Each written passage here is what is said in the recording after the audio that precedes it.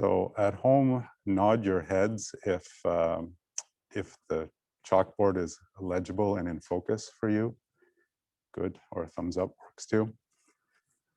If it's not, then it's surely a connection issue, either on our end or on your end, in which case the video should still be good.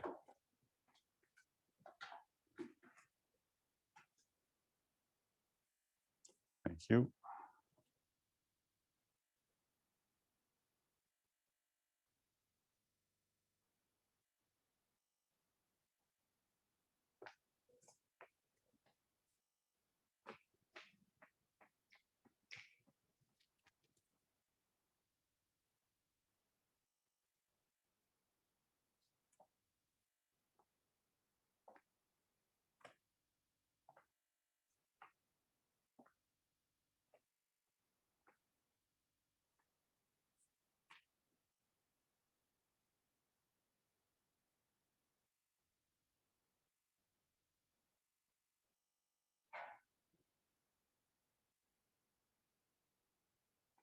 So this will be my first time teaching a live class since April 2020, I guess.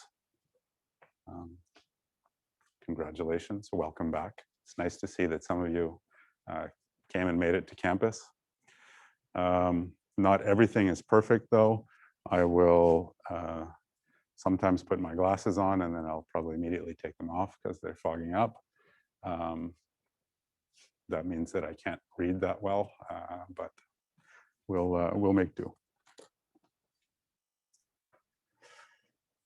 And that's especially relevant to those of you on Zoom, because at least the way things are running now, it's quite difficult for me to read things you put in the chat.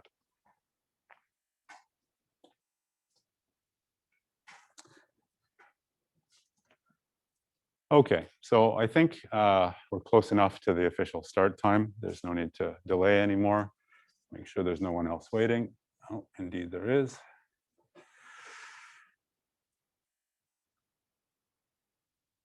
Okay.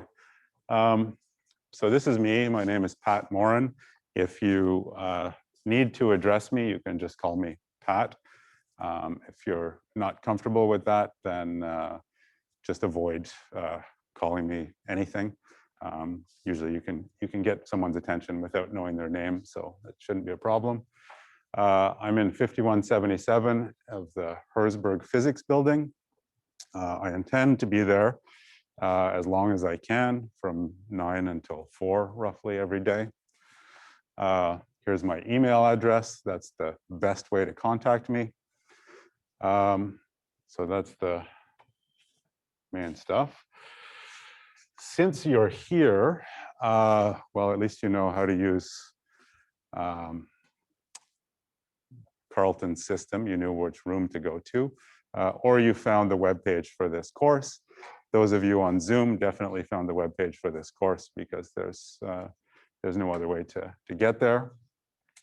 So everything that you need will be on that web page, and it's not a Brightspace web page. It's just a normal web page accessible to the whole world. No passwords or logins needed. So a little bit of administrative details first that I have to do. So the grading scheme for this course is as follows. You'll have 3 assignments. The first one is already available on the course webpage. So you can have a look at that. We will see something today that will let you answer one of the questions on the assignment, at least. Each assignment is worth 15%. You will have also to do a contribution to public knowledge. Typically, this takes the form of editing or creation work on Wikipedia. So take some topic that's relevant to this course, either that we've discussed in class or that's something you did, you learned about as part of this course. And if there's a Wikipedia article about it, improve it, correct it, fix it, edit it, whatever. Be sure to do this under your username. So get yourself a Wikipedia account, and then send me the details of what you did, what your Wikipedia username is. There are other ways to do a contribution to public knowledge. So if you like writing code and you make some useful piece of open source software and make it available, that works too. And if you have any concerns about what you're thinking about, whether it's going to count or not, just ask me about it. Just email me or see me in class. So these are sort of graded on a, it's not all or nothing, but if you do a decent job and you don't make Wikipedia worse by what you're doing, then you should get the marks for this. Then there's a final project. That can vary wildly depending on your interests. So you can either do a sort of survey project in which you pick a specific area that either we've covered in this course or not, but it's relevant to this course, survey the literature in the area, create something like an annotated bibliography. Or you work on a current open problem, try and solve it. Ideally, you solve it, then you'll get a great mark. But even if you don't solve it, if you sort of outline the techniques that you tried, the reasons that they don't work, and the steps for sort of what would need to be done in order to solve the problem, that works too.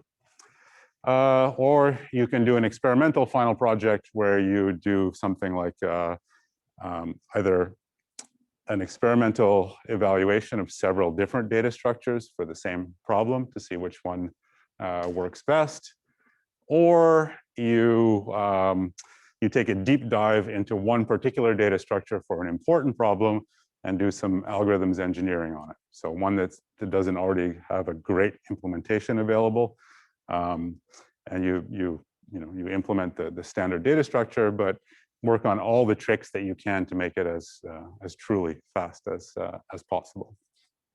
All right, that's the final project.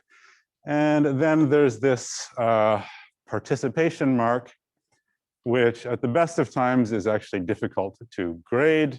And nowadays it's even stranger because half of you are on Zoom, more than half actually. So I'll still figure out how that works. But doing things like answering questions that I ask in class, that can't hurt. And if you have questions or spotting mistakes on the board, it can't hurt either. For those of you on Zoom, right now I'm using a very ad hoc setup. That's my laptop connected to my my camera. But I can still hear you. So if you have a question, unmute yourself and ask it out loud. I'll hear it. You may have to repeat it once, but that's okay. And hopefully that will change in the future. So this room has a lot of nice equipment in it for doing Zoom classes, but right now it's none of it's working. I'm told that it should be ready in a week or so. We'll see. So maybe the quality will get better. Maybe I will be able to use 4 blackboards instead of 1 blackboard that I'm sort of stuck with today. All right. Does anybody have any questions about that administrative stuff?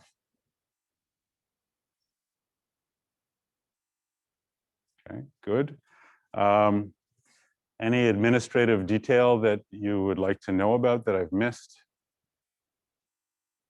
No, good. Okay. So I will immediately have to erase all this because I need the space on the board. Today we will have a real lecture. So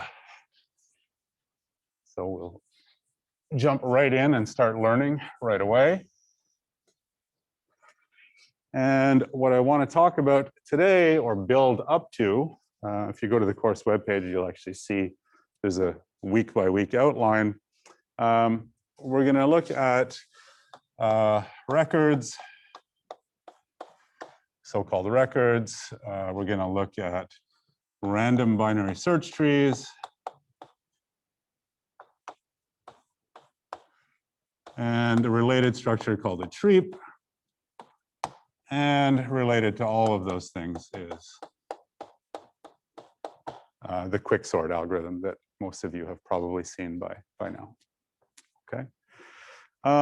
And like a lot of things in this course, this topic is chosen because it leads to simple data structures and simple algorithms.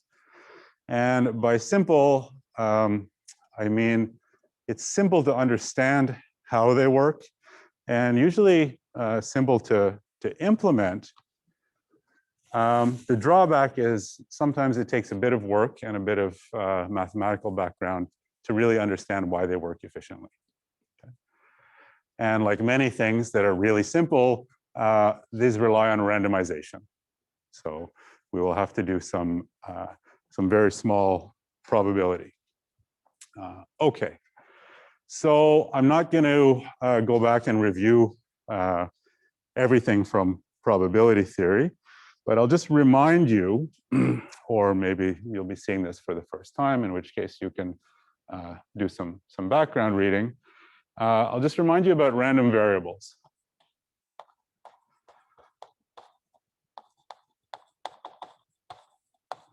So this is a really bad name for these things because they're not random or variables, but we still think of them as, intuitively, we think of them as variables that take on different values with different probabilities. And in this class, we'll be mostly interested in their expected value. So for a discrete random variable x, you have this thing called the expected value of x. And the way you get that is you sum up over all the possible different values that x can take on. So this is what little x is summing over. You multiply that little x times the probability that the variable takes on that value. Okay. So this is the definition of the expected value of a discrete random variable. Okay, good. It's the definition, so of course it's good and it's useful, but it's often cumbersome to work with, except for really simple random variables. And the sort of ones that we'll like to work with a lot in this course are ones where the sum is really small, and maybe it only has two terms, and one of the terms is irrelevant because in one of them x is equal to 0, and the other one it's equal to 1, in which case this thing just turns into evaluating a probability. And the reason that that's useful, so this is what we call expected value.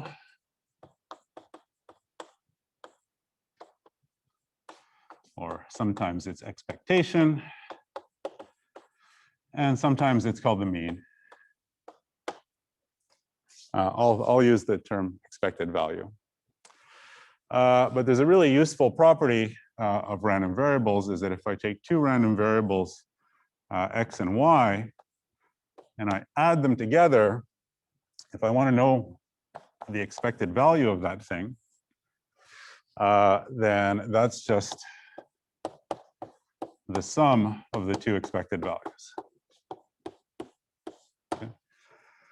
So this is a little bit of divide and conquer that you can do on random variables that are complicated, that can be expressed as the sum of things.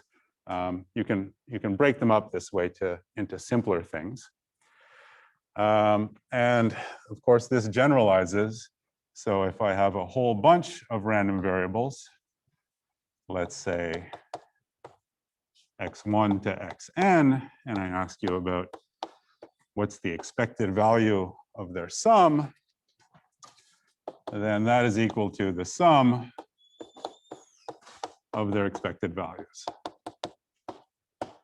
Okay.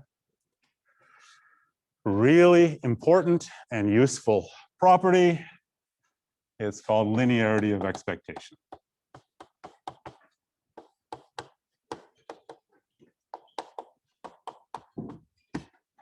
All right. So at least those of you in the class, how many of you are seeing this? This is stuff that you know and you're familiar with this. You've seen this before. Okay, good. And the rest of you, this is the real moral of the story. You have a complicated random variable like this thing. It's the sum of n different things. You can break it up into simpler things, hopefully, that you can analyze individually and then just add all those together. We'll see an example of that today. All right. So start with something easy. And for those of you who really don't know what I'm talking about when I say random variable, for example, a random variable could be the number that you get when you roll a six-sided die, right? That takes on 6 different possible values, 1, 2, 3, 4, 5, or 6. So that's what this sum would be ranging over. And usually we think that a 6-sided die comes up with each number with an equal probability, which would mean that all the probabilities are 1 out of 6. So if you want the expected sum or the expected value of a 6-sided die, then you can just apply this. You get a sum with 6 pieces in it. Okay. What does something like this look like? Well, this looks like what happens if you roll 2 dice. Okay. So once you know that the expected value of rolling a 6-sided die, if you do the calculations, you'll see that it's 3.5. If I roll 2 of those things, one is called die X, the other one is called die Y, and I want to know what's the expected value of that roll, something that comes up commonly in lots of board games, for example. Well, now you know what to do, because you already know that X has expected value 3.5, Y has expected value 3.5.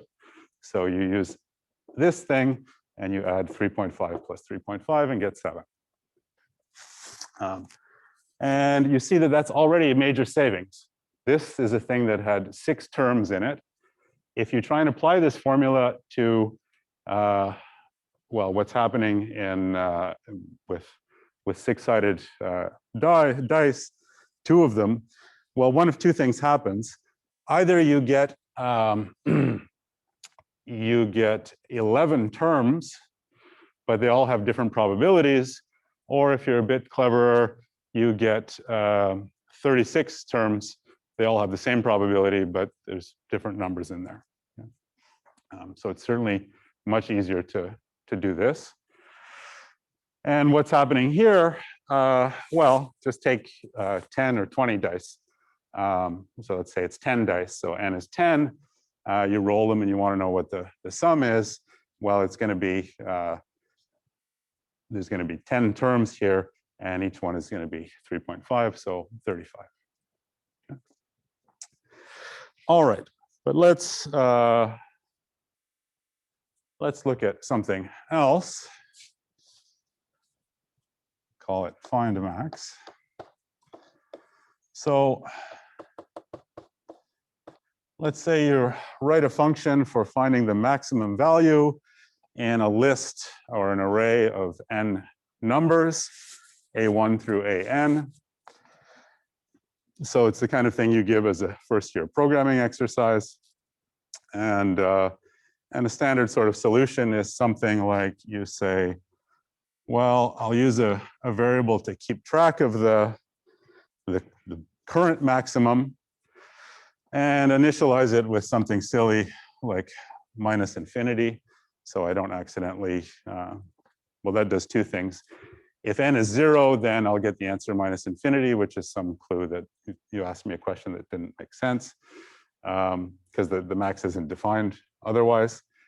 And it also means that the first number you see is going to be bigger than this. Okay? So then you do something like for I equals 1 to n.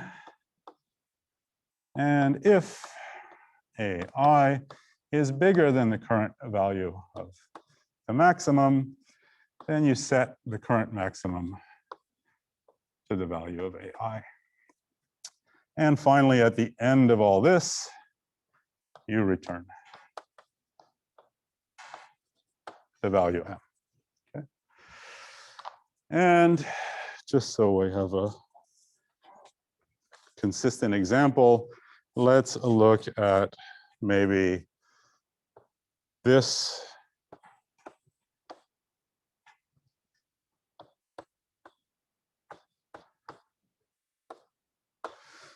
So maybe this is A1, A2, A3, and so on, AN. And if we run this thing, I mean, this is real trivialities here. If we run this thing, then the first time through the loop, 5 becomes the maximum. The second time through the loop, we're looking at 2, and we're comparing it to 5. 2 is not bigger than 5, so nothing changes. Next time, we're comparing it 5 to 3. 3 is not bigger than 5, so nothing changes. But the next time we see something bigger. So now this is the winner so far. 4 is not bigger than 6, so that doesn't change it. But 9 is bigger than 6, so this is the winner so far. And then these last 3 iterations, 9 beats every one of these things. Okay.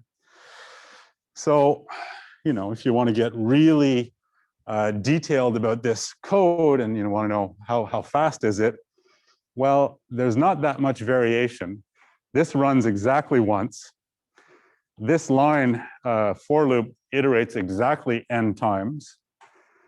The condition in this if statement is tested exactly n times.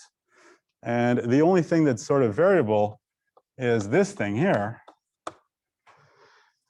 Sometimes it executes and sometimes it doesn't. And all I can really tell you about how many times this line executes is, well, it executes at least once, as long as n is bigger than or equal to 1, because it executes the first time through. And it executes at most n times. And each of those things is possible, right? If I just take the biggest value and put it at the front of the array, then it will execute only once and all the rest will lose. And if I take an array that is sorted in increasing order, then every new number that you see is bigger than the previous maximum. So it becomes the maximum for one iteration. Okay. All right, that's all boring. So the question then is,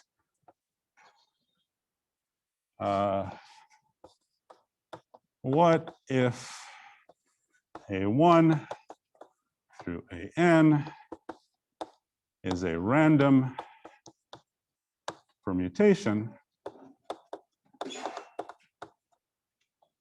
of n distinct elements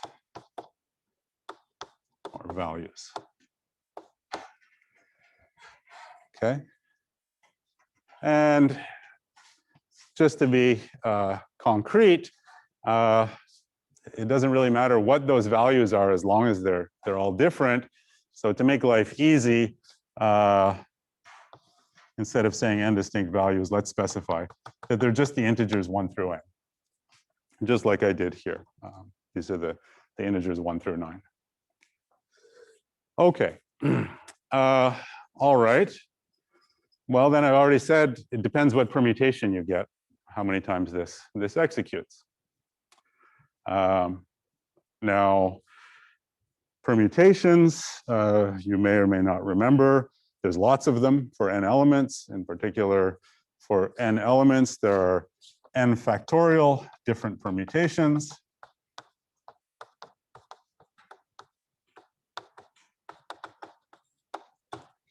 And when I say that, when I ask you what happens if this is a random permutation, I mean, of all of those n factorial permutations, you choose one of them, or you choose from them, each with equal probability.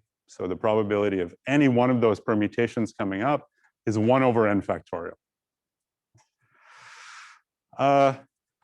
Don't panic about that. We're not actually going to do any serious counting here, so don't worry if you've forgotten all the lessons from combinatorics. But I just want it to be clear, when I say random permutation, what I mean is of the n factorial different possible permutations, each one is equally likely. Okay. All right. So once I say that, then I'm getting set up here. So what I'm interested in is really specifically here. So this is, what do we call this? This is line 1, line 2, line 3, line 4, and line 5. So I'm going to say x is equal to the number of times line 5 executes. Okay. Good. And now I'm in a situation that I can talk about expected values. Yes? Yes? Question from the... The question is number of times the line 5 executes. Yes. So it would be 1, right? Oh, sorry. Good line 4, point. Line 4. It should be line 4, right? Line 4 is the interesting one. Yes. Thank you. Okay. So now we're in a situation where we can talk about an expected value because we have all the things we need. There's these n factorial different things that can happen. So if we're going to do a sum, we could sum over those n factorial things. For each of those values, for each of those permutations, the line executes some number of times, which means we can assign a number to that thing. So that's formally x is really a function that assigns numbers to permutations, and then we can use this formula and to get the expected value. So we know it's well defined. Might be difficult to figure out, but we can do it. Okay. All right. So we're interested in the expected value of x.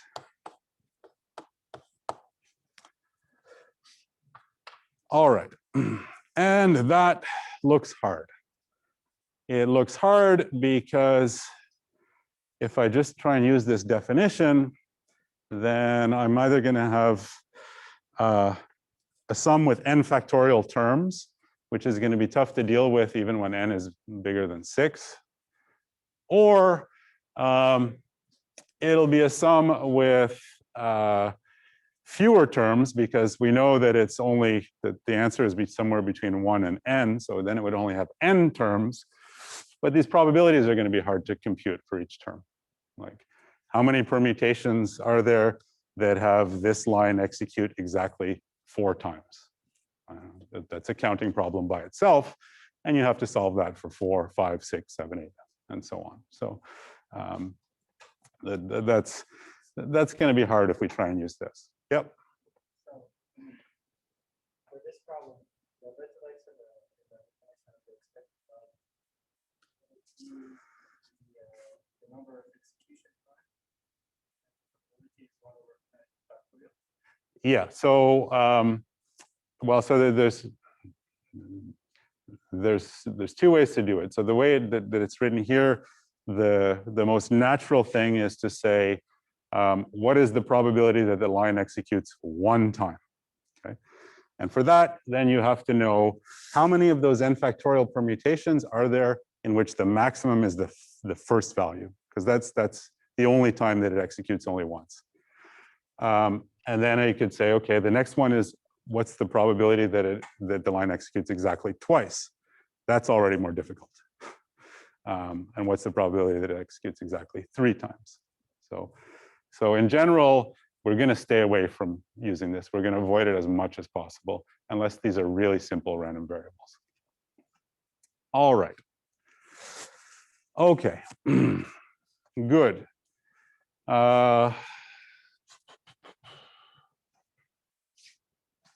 can erase this. And I'll even erase this definition of expected value, because like I said, we will hardly ever use it. So I want to tackle this thing, and I want to tackle it using a formula like this. So something that has, you express it as the expected value of a bunch of simple things. Okay. So I'm going to define a whole bunch of new variables, n of them, and I'm going to say we're going to let variable I sub I, it's only going to take on two different values, 1 or 0. Okay. And it's going to take on the value 1 if A sub I is equal to the maximum of A1 to AI. And otherwise, it's going to be equal to 0. Okay. So this thing here, when AI is the maximum of A1 to AI, that means AI is the biggest thing you've seen so far. It's bigger than all the other ones. So this is the condition that line 4 executes on the ith iteration of this thing. So it's another way of saying that is line 4 executes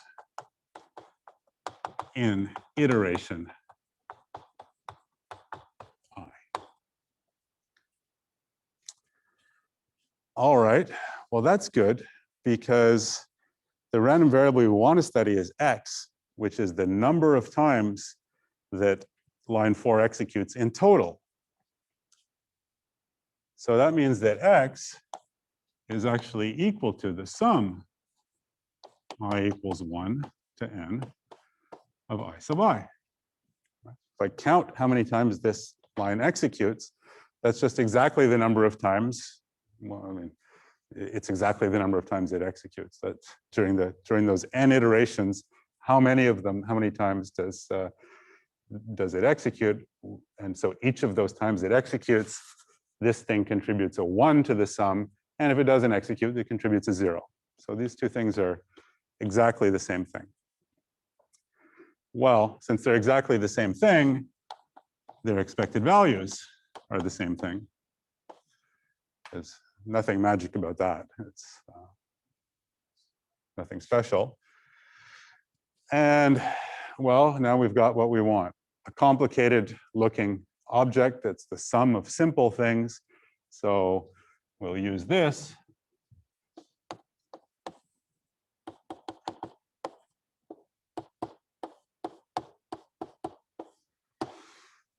All right. Looks good. Now we need to know the expected value of I sub I. Well, that's one that's simple enough to use the definition. So let's look at expected value of I sub I. The definition is gone now. It was right here, but it was the sum over all the possible values it can take on. What are the values it can take on? One of them is 0, or one of them is 1, and the other one is 0. And this one is the probability. You have to multiply by the probability that I sub I equals 1. And this one you have to multiply by the probability that I sub I equals 0. But one of these I don't care about because I'm just going to multiply it by 0 anyway. So it's not going to contribute no matter what that probability is. And this one is multiplied by 1. So all I really need to know is one thing. What is this probability? So the expected value of I sub I is just the probability that I sub I equals 1. So we look back at the definition of I sub I and we see, well, the probability is just this thing. It's the probability that AI is equal to the max of A1 up to AI. So let's step back and think about this for a second. What I've said is I've got a random permutation, A1, A2, A3, AI, and it keeps going, AI plus 1 up to AN. And I'm interested in what's the probability that this is the biggest one here. Okay. So a nice thing about random permutations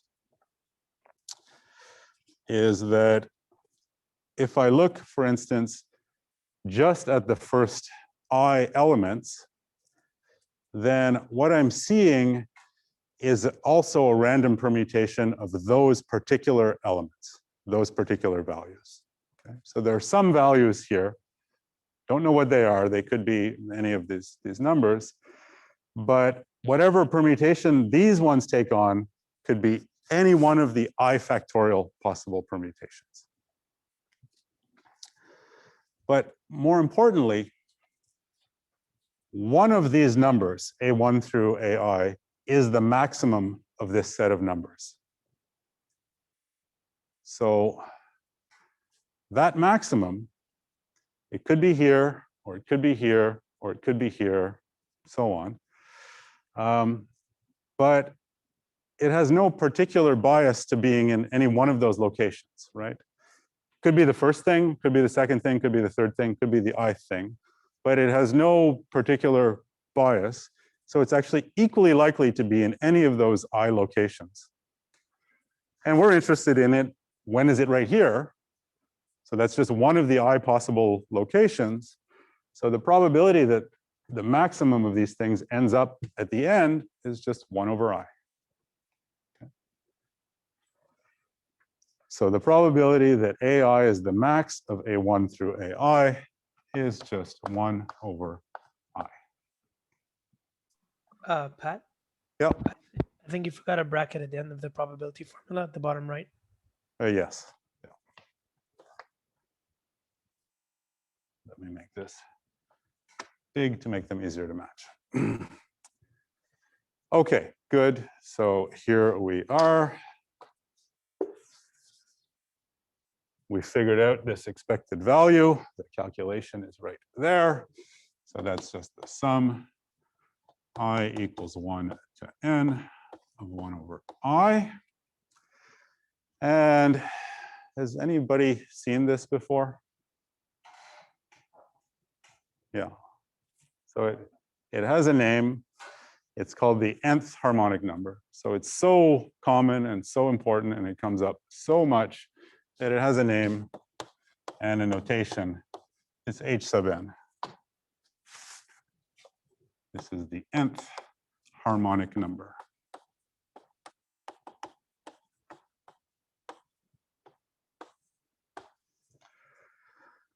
Okay.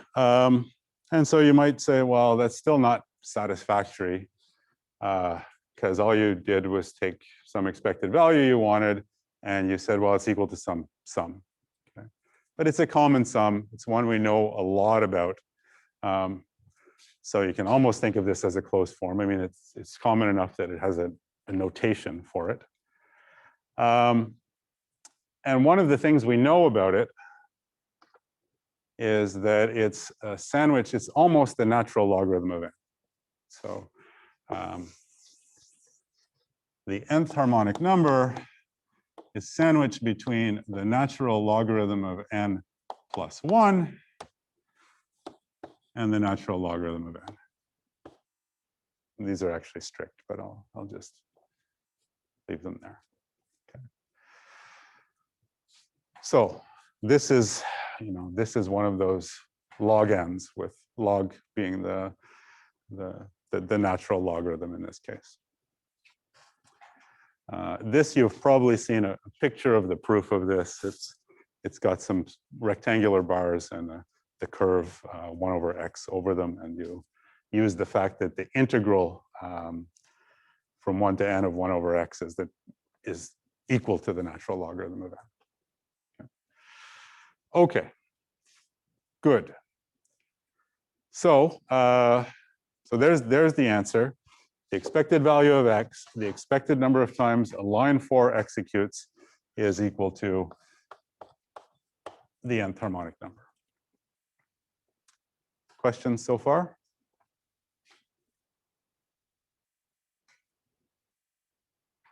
All right. So let's, yep. Mhm. We ended up with that 1 over I, because we're gonna have an answer that particular. Yep. We also generalize it to be it's equally possible to be. No, so in the last iteration, the question you're asking is, so in the last term in this sum, which is the expected value of in, then the question is, what's the probability that the maximum value in the array is the last value in the array? And that's 1 over n. But for the earlier iterations, that's not the case, right? So in these I iterations, all we know is there's I different numbers in here. One of them is the maximum. It's equally likely to be in any of these places. So each one has a probability exactly 1 over I. And that's true right down to the case I equals 1. Right? We have one number. It's equally likely to be in any of the 1 positions. And with probability 1, it's in position 1, because there's only one of them. So is it because we don't know what's after I, cannot assume? Well, it doesn't matter really what's after I. All you care about is the fact that what's before and up to I is just I different numbers, no matter what. And there's I mean, if you want to get really, if you want to be really careful, you have to show that no matter what those I numbers are, the number of permutations with the maximum in any particular location is the same. But showing that ends up just becoming a proof that says, well, by symmetry, this is equally likely. By symmetry, you just keep saying by symmetry repeatedly, and you realize, okay, it doesn't matter what the numbers are, because there's a symmetry there. And it doesn't matter whether I ask whether the thing is in the last position or the first position, there's a symmetry there. And all those probabilities add up to 1. There's I of them, and they're all the same, so it's 1 over I. That's the sort of longer version of the windy version of that proof.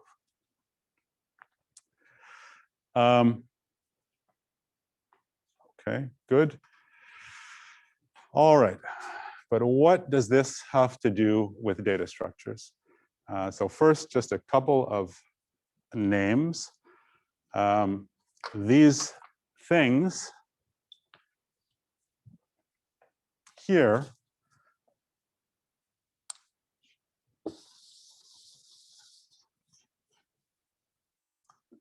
we call these records. And in particular, to be specific, these are what we call max records. So think of some, well, Olympics were recently. Think of some event, sport like weightlifting. The first person to lift the most weight so far holds the record. Okay? So that's these things here. 5 was a record because this is the first person who ever lifted anything. A couple of weaker people came along, and then somebody came along and lifted 6, and so on. So that's where the word record comes from. It has nothing to do with databases or anything like that. And of course, if there's max records, then there should also be min records. And again, Olympics is a great example. Think of the 100-meter sprint. What you're trying to do there is get the smallest time possible. So the first competitor is always the best, whether they're trying to maximize or minimize. But then things change. So this is a min record. 2 is a min record. It's smaller than 5. But 3 is not smaller than 2. Neither is 6. Neither is 4. Neither is 9. Neither is 7. The next min record shows up over here at 1. and then 8 is not a min record. So these are min records.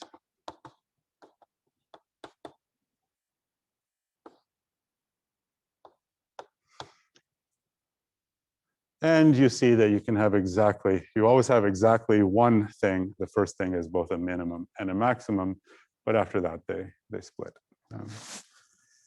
All right. So what does this have to do with data structures? Well, let's look at a data structure. One that you've seen before, surely. And that is a binary search tree. Sorry. Pat, I have a question. Yes? So are you trying to say that A1 will be a part of max record as well as minimum records? A1? Yes. So A1 is indeed, it is the maximum in the set that has only the element A1 in it. And it's also the minimum of the set that has only A1 in it. All right. Okay. That's all Thank you that for means. clearing it out.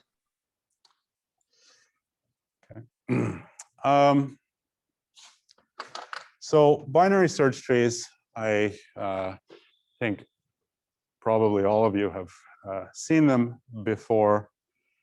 And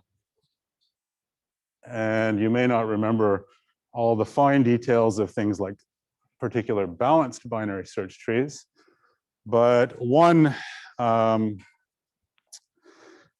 thing I think most people remember is sort of the trivial algorithm for building a binary search tree by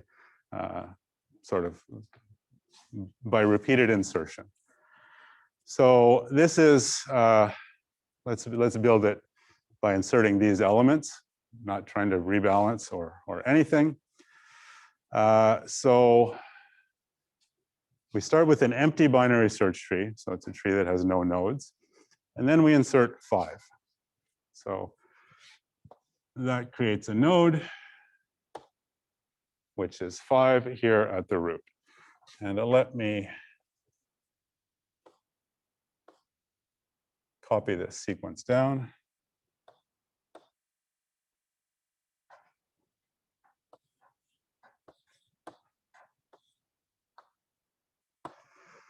I'm going to insert these things in order into the binary search tree.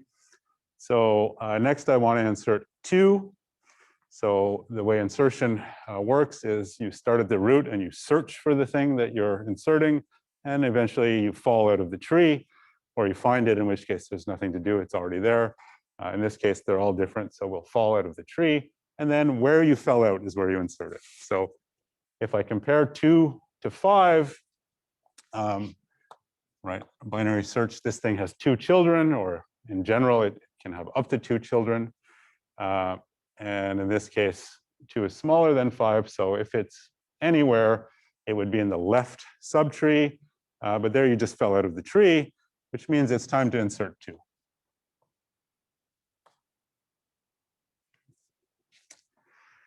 And now you want to do 3.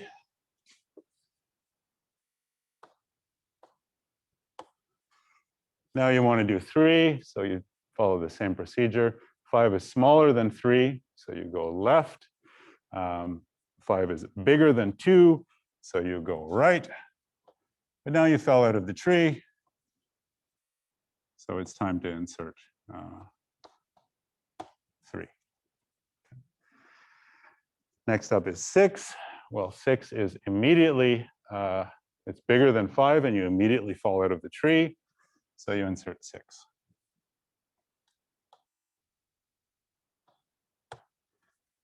Now you want to do 4. So that's smaller than 5, bigger than 2, bigger than 3. So it's time to do 4. 9, bigger than 5, bigger than 6.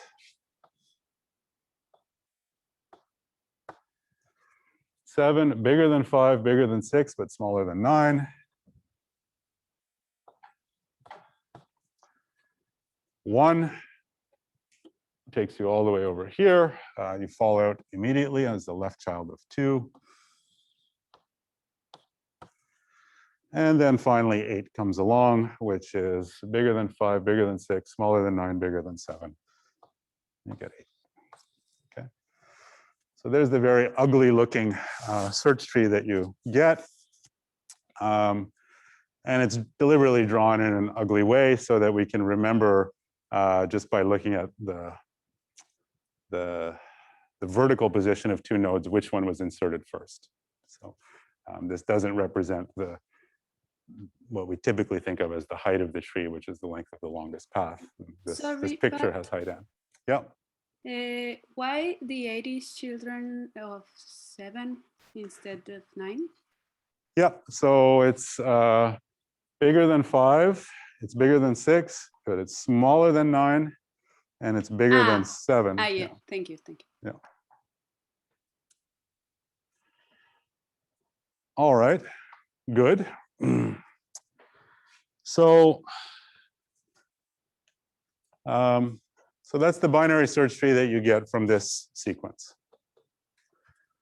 And what I'm interested in is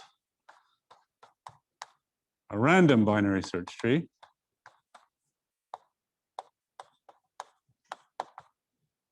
And what's the definition of that? That is you take A1 to AN is a random permutation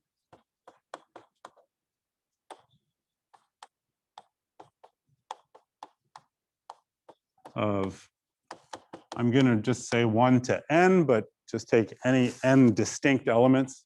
As long as they're all different, it's the same thing. So we can just use 1 to n as stand-ins for any set of distinct values. And then, insert, insert these one by one.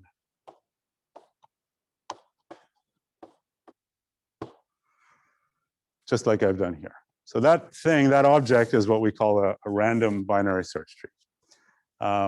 So really specifically what it is you look at all the possible binary search trees that contain 1 through n. Each one of those has a probability of appearing when you build a search tree this way. So when I say random binary search tree, what it really is a distribution over all the possible binary search trees on 1 to n. Right, so the number of those things, there's not n factorial of those search trees. It's actually much smaller. It's a Catalan number, but the point is, even though there's n factorial different permutations, they don't all give you different binary search trees. Okay. So what are we interested in binary search trees? Well, why do we build them? Well, the answer is in the name. You build them for searching. Yeah. Sorry, just back to that, what you just said about the difference. Yep. We have the same. Yes, but if I have the sequence 213 and the sequence 231, then both of those will give me the tree that looks like this.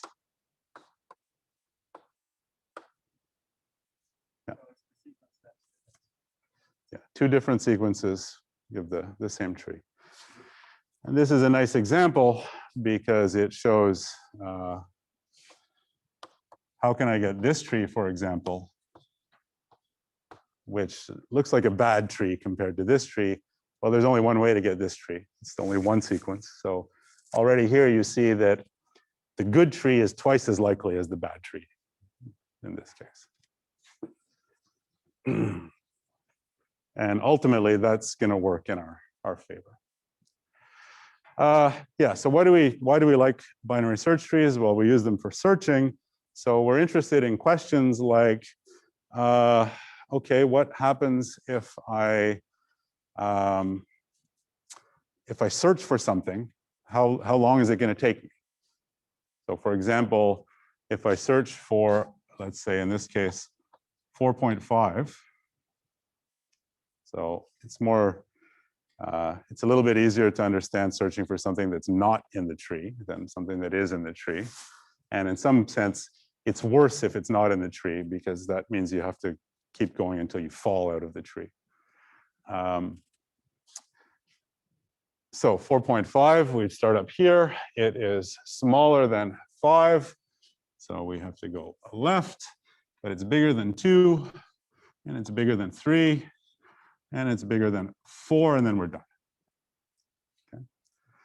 So the search path for 4.5 visits the nodes 5, 2, 3, and 4.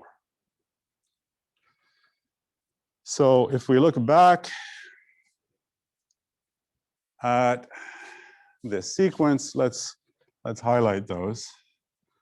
5, 2, 3,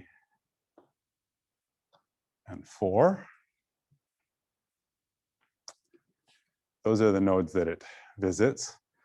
Don't really see anything, a pattern here. Nothing for now that it seems to have that has to do with records.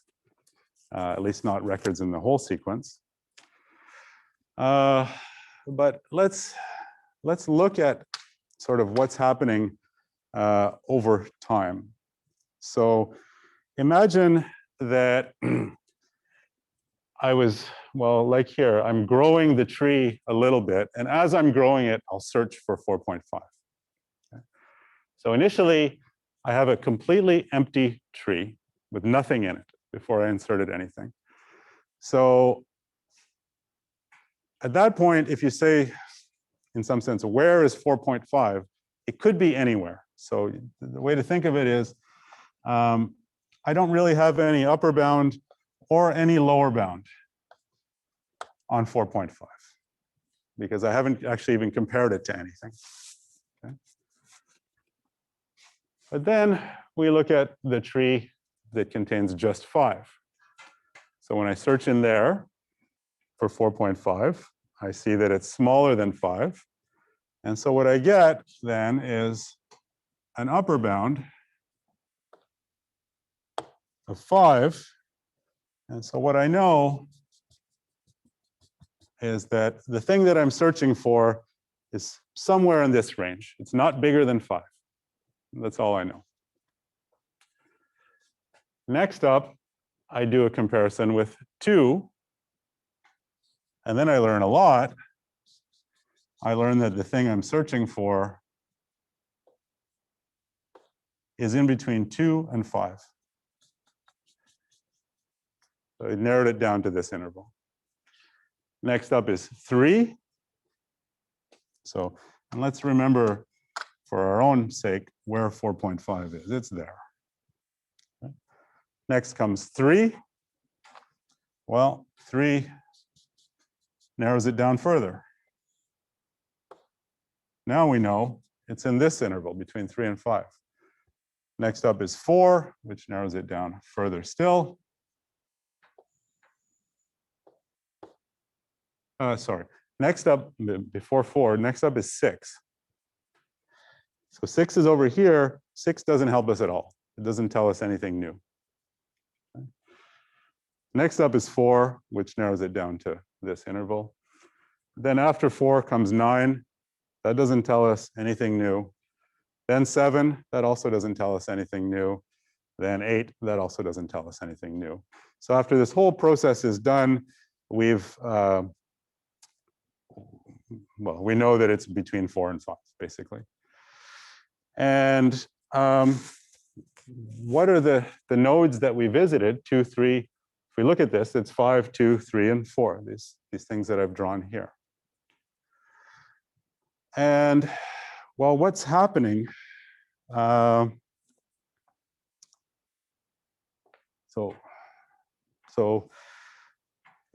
there's sort of split into 2 groups. There's the nodes that are smaller, and there's the nodes that are bigger. And you don't see it here because there's only one that's bigger, but you probably noticed as time went on, we started out, well, with a very rough estimate of a lower bound for this thing we're searching for, which was -infinity. But immediately we got as soon as we saw something smaller than it, we got this estimate. After that, nothing else happens for the lower bound until we see something bigger than 2, but smaller than 4.5. And then, so that was 3. Then we saw 6, that didn't do anything. And then we saw 4, that was this thing bigger than 3. Okay, so all this to say that if I take this sequence and split it into 2, and how do I do that? I will just look at the parts that are smaller than 4.5 and the subsequence that's bigger than 4.5. So the smaller subsequence is 2, 3, 4, 1. And the sequence that's bigger is 5, 6, 9, 7, 8. Which nodes did I see in the smaller set? 2, 3, and 4. Which nodes did I see in the bigger set? Only 5. So when viewed as sequences like this, what's special about 2, 3, and 4? Yeah. Yeah, they're the max records of the things that are smaller than 4.5, other than things that are smaller than what I'm searching for. These are the ones that are bigger than the max records. Okay. And the same thing happens over here with the things that are bigger than 4.5. The same thing happens, but in terms of min records. And the reason we only saw one of them is because we got lucky and we saw the smallest of those things first. So there was only one min record in this sequence.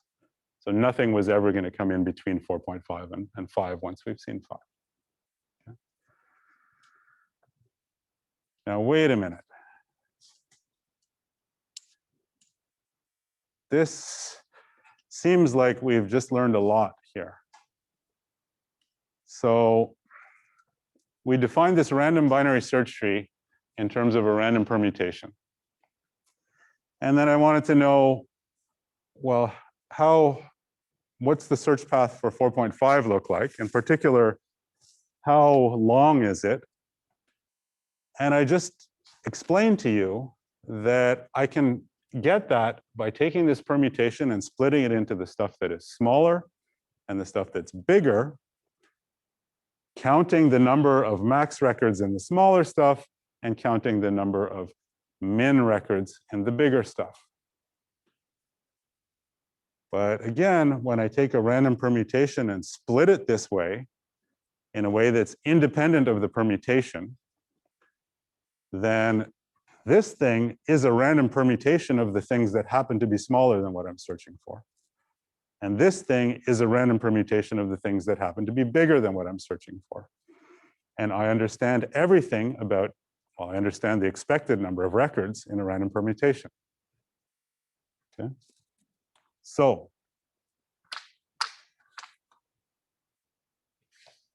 here's the statement, which is that the expected length of the search path. Excuse me, Pat, I think the Yes? video is frozen for us online. I'm frozen? Yeah, we can hear you perfectly fine, but I can't see you at all. A few people in chat are saying the same. Okay. Still nothing, eh? Yeah, still nothing. But the video is working on my end. Let me stop it. So are you at least looking at an icon of me now? Yep. Yep. Yeah. Okay, and let me turn it back on. And now I need to talk. Can you see me now? Just a gray screen for me. Yeah, I can still hear you, but can't see you. That is annoying.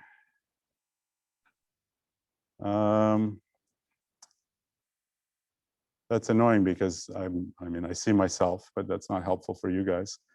I'm going to stop recording for a second or pause recording.